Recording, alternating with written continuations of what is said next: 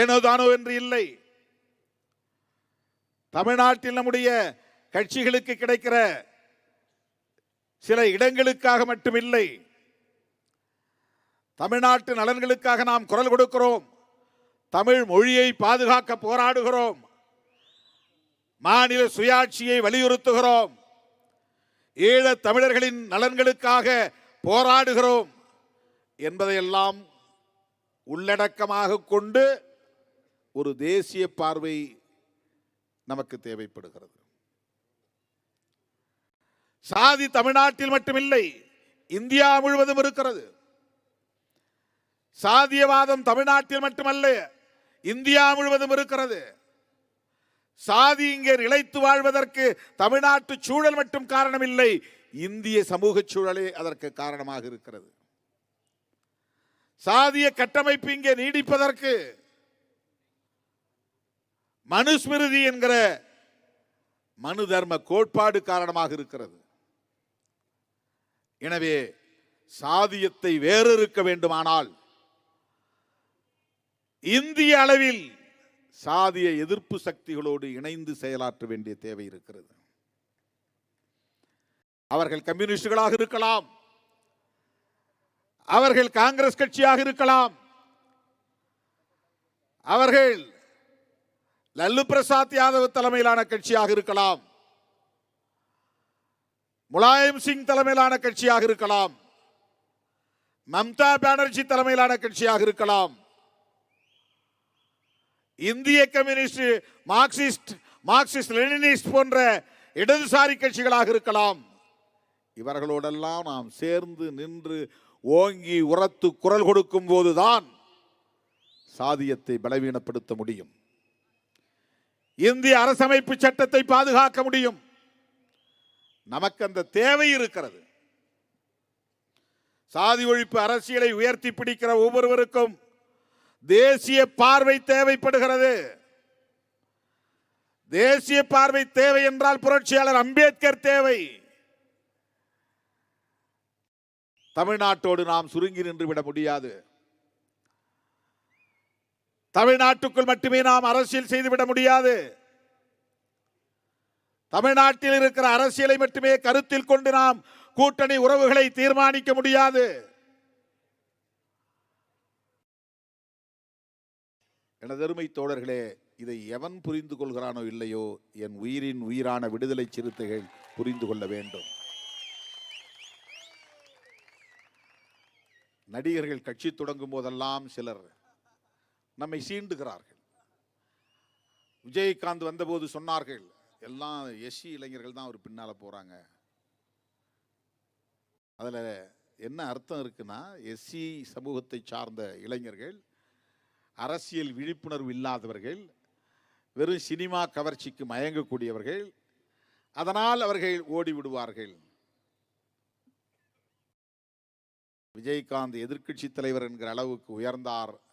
ஆனால் சிறுத்தைகள் அங்குலம் அங்குலமாக வளர்ச்சி அடைந்து வந்தோம், வலிமை பெற்று வந்தோம், பலவீனப்படவில்லை.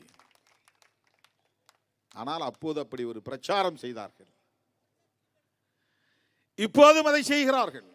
விஜய் வந்த உடனே நான் பதற்றம் அடைகிறேன். 90களில் நான் பேசிய பேச்சை எல்லாம் இப்போது இருக்கிற கத்துக்குட்டிகளுக்கு யாருக்கும் தெரியாது.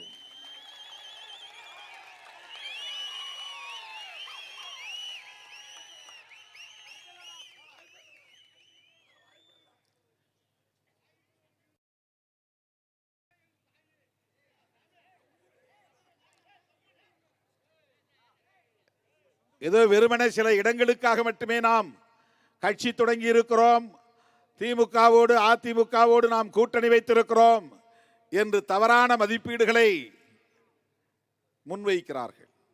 நம்முடைய வரலாறு அவர்களுக்கு தெரியாது. அவர்கள் திடுமென பிறரால் நியமிக்கப்பட்ட தலைமையாக மாறி வந்தவர்கள். திருமாவளவன் வேர்க்கால் மட்டத்தில் இருந்து அங்குலம் அங்குலமாக வளர்ந்து நிற்பவன். 35 ஆண்டு கால அனுபவம் அரசியலில் உண்டு. 25 ஆண்டு கால தேர்தல் அரசியல் அனுபவம் உண்டு. நம்மை சீண்டி பார்க்கிறார்கள். அவர்கள் சீண்டட்டும், ஆனால் நம்மை குறைத்து மதிப்பிடுகிறார்கள். சராசரி அரசியல்வாதிகளைப் போல நம்மை விமர்சிக்கிறார்கள்.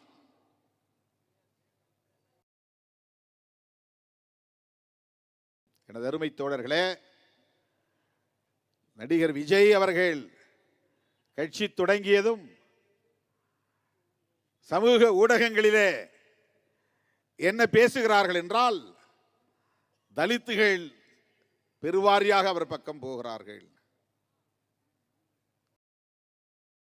ஒருவேளை அப்படி அவர்கள் போனால் அவர்கள் விடுதலை சிறுத்தைகள் கட்சியில் இருப்பதற்கு தகுதியற்றவர்கள் என்றுதான் பொருள்.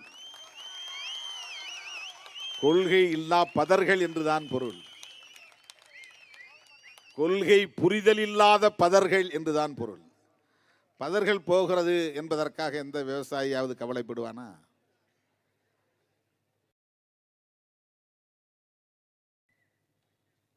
விடுதலை சிறுத்தைகள் கட்சியை விட்டு வெளியே போகிற ஒருவன் கொள்கை ரீதியாக திருமாவளவனை விமர்சிக்கிற வலிமை உள்ளவனாக ஒருபோதும் இருக்க மாட்டான்.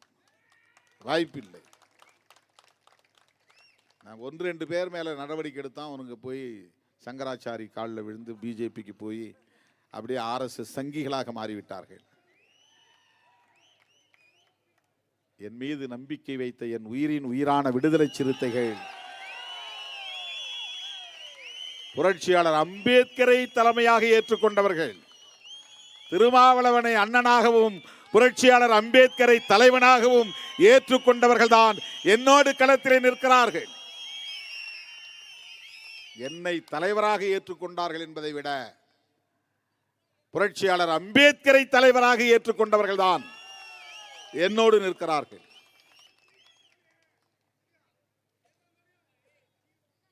புரட்சியாளர் அம்பேத்கரின் கொள்கைகளை அதிகாரம் இருந்தாலும் இல்லாவிட்டாலும் பேசக்கூடிய வலிமை உள்ளவர்கள் விடுதலை சிறுத்தைகள் மட்டும்தான்.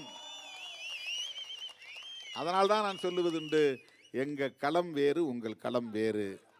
எங்களோடு நீங்கள் போட்டி போட முடியாது. ஏனென்றால் நான் உங்களுக்கு போட்டியாக இல்லை, போட்டிக்கு நான் வந்ததும் இல்லை. உங்களோடு நாங்கள் போட்டிக்கு வந்ததே இல்லையே. உங்களால எங்களோட போட்டி போடவும் முடியாது.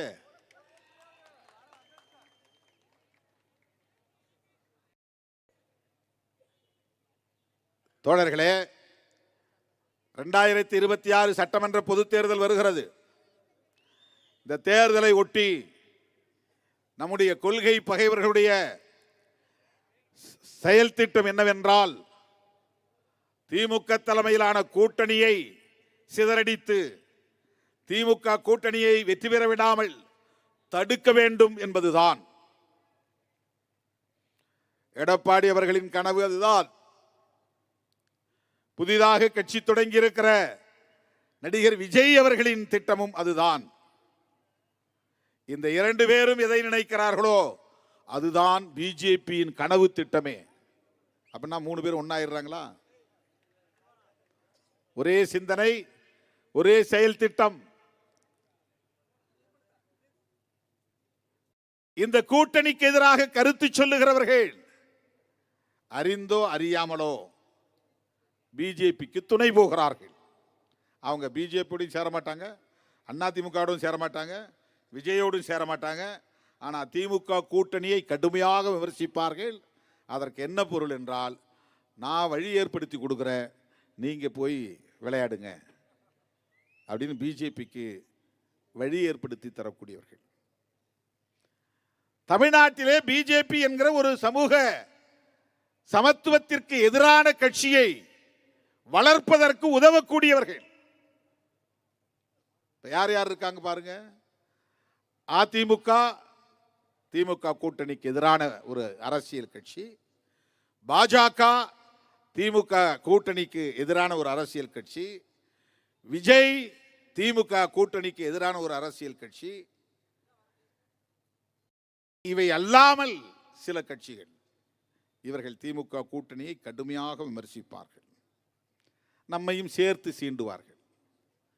நாம் திமுக கூட்டணியை விட்டு வெளியே வந்தோமானால் ஒரு பையன் நம்மளை சீண்ட மாட்டான். பேச மாட்டான். ஒரு ஆள் கூட பேச மாட்டான். சில பேர் நல்ல ஆள்னு சொன்னாலும் சொல்லுவான், திருமாவளவன் இப்பதான் நல்ல முடிவு எடுத்திருக்கிறாரு, வெரி குட், சபாஷ்.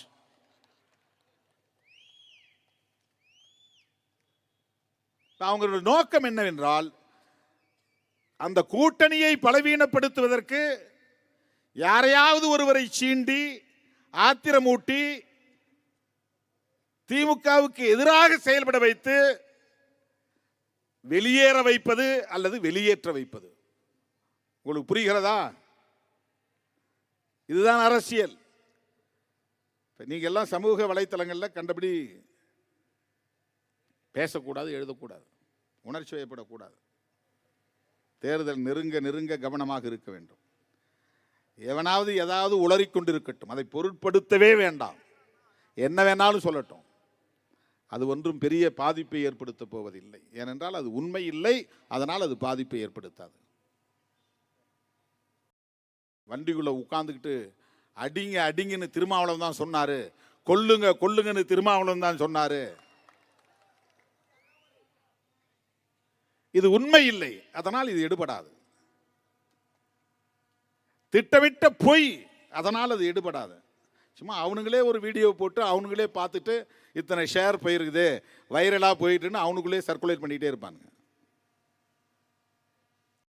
நாம் அதை பொருட்படுத்த தேவையில்லை. நம்முடைய பயணம் நீண்ட பயணம். நம்முடைய பயணம் கொள்கை பயணம். சில இயக்கங்கள் வரும் போகும், காணாமல் போகும்.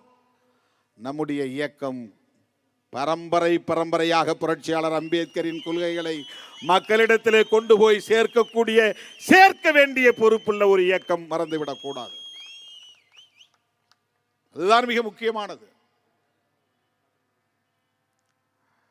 புரட்சியாளர் அம்பேத்கர் கண்ட கனவை நனவாக்குவதற்கென்று ஒரு இயக்கம் இன்றைக்கு தமிழகத்திலே துணிச்சலோடு இயங்குகிறது என்று சொன்னால், இந்தியாவுக்கே வழிகாட்டுகிறது என்று சொன்னால், பிற இயக்கங்களுக்கு முன்னோடியாக இருக்கிறது என்று சொன்னால், அந்த பெருமைக்குரிய இயக்கம் விடுதலை சிறுத்தைகள் கட்சி. அந்த பெருமிதத்தோடு நீங்கள் தோளை உயர்த்தி கொண்டு வீறு நடை போட வேண்டும். சாதி பெருமிதம் பேசுவார்கள், நாம் அப்படி பேசக்கூடாது. பேசுவது அம்பேத்கரியம் இல்லை.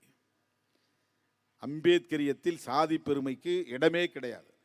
ஒருத்தன் சாதி பெருமை பேசிட்டு அம்பேத்கரை பயன்படுத்துறான்னா அவன் அம்பேத்கரை பிழைப்புவாதத்திற்காக பயன்படுத்துகிறான் என்றுதான் பொருள்.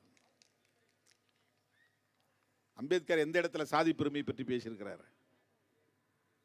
அவருடைய சமூகத்தை பெருமையா பேசியிருக்கிறாரா? நாங்க ஆண்ட சாதின்னு சொல்லி இருக்கிறாரா? மகாராஷ்டிராவில் இருக்கிற மற்ற சாதிகள் எல்லாம் நீங்கெல்லாம் எங்களை விட கீழே தான், நாங்க தான் மேல் அப்படின்னு என்றைக்காவது பாகுபடுத்தி சொல்லி இருக்கிறாரா? அங்கேயும் பல தலித் சாதிகள் உண்டு. அவரை ஏற்றுக்கொள்ளாத தலித் சாதிகள் எல்லாம் உண்டு. அவர் வாழ்ந்த காலத்தில் அவரை அவமதித்த தலித் சாதிகள் உண்டு. ஆனால் எந்த காலத்திலும் அவர் தலித்துகளுக்கிடையிலே பாகுபாட்டை கடைபிடித்ததில்லை, சிந்தித்தது கூட இல்லை. அம்பேத்கரியத்தில் சாதி பெருமைக்கு இடம் கிடையாது. ரெட்டமலை சீனிவாசனை சொல்லுவார்கள், அவர் பறையர் பறையர் என்று சொன்னார். அவர் பறை